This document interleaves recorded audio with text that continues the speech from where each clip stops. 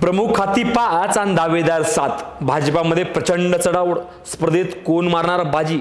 नमस्कार, मी गणेश शिंदे आणि आपण पाहतात राजमुद्रा न्यूज लाईव्ह. फडणवीस सरकारच्या मंत्रिमंडळ विस्तार 2 दिवसापूर्वी संपन्न झाला. यानंतर आता सगळ्यांचं लक्ष लागलं खाते वाटपाकडे आणि कोणाला कोणतं खातं मिळणार याची मोठी उत्सुकता आहे. अनेक महत्त्वाची खाते भाजप स्वतःकडे राखणार आहे. ही खाती नेमकी कोणाच्या पदरात पडणार याची चर्चा आता राजकीय वर्तुळामध्ये सुरू झाली आहे. मुख्यमंत्रीपद सोडून उपमुख्यमंत्री झालेले एकनाथ शिंदे गृह खात्यासाठी प्रचंड आग्रही होते, पण हे खातं त्यांना मिळण्याची शक्यता कमी आहे.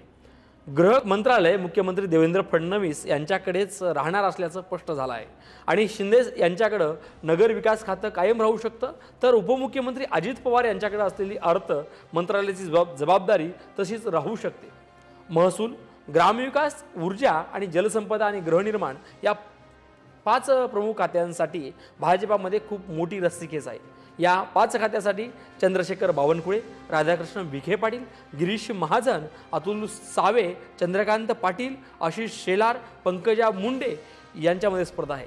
7 पैकी 5 जणांना प्रत्येकी 1 खातं याप्रमाणे वाटप झाल्यास दोघांना कमी महत्त्वाची खातं मिळतील.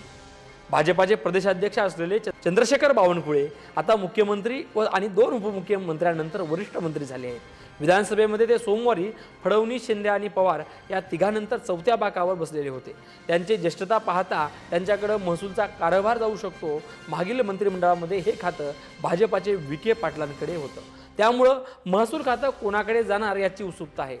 बावनकुळे 2014 ते 2019 या कालावधीमध्ये ऊर्जा खात्याचे मंत्री होते आणि ते खातं महत्त्वाचं आहे. त्यामुळं बावनकुळे यांना पुन्हा एकदा ऊर्जावान ठरू शकतं ऊर्जा खातं, असं देखील वाटतंय. पंकजा मुंडे 2014 ते 2019 दरम्यान ग्रामविकास आणि महिला व बालकल्याण विभागाच्या मंत्री होत्या. गेल्या मंत्रिमंडळात महिला आणि बालकल्याण विभाग राष्ट्रवादी काँग्रेसच्या आदिती तटकरे यांच्याकडे होतं आणि आताही हे खातं त्यांच्याकडेच राहण्याची शक्यता आहे.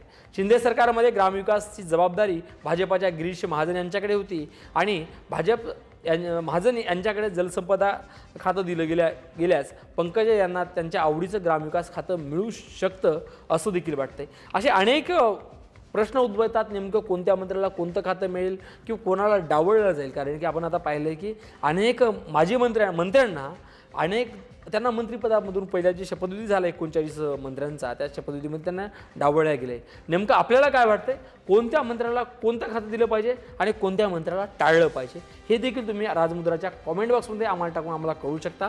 धन्यवाद आणि राजमुद्रा न्यूज लाईव्हच्या संपूर्ण सत्र पाहत राहा. सर्व व्हिडिओना तुम्ही लाईक करा, शेअर करा आणि सबस्क्राईब करा आणि आपली प्रतिक्रिया मात्र द्यायला मात्र अजिबात विसरू नका.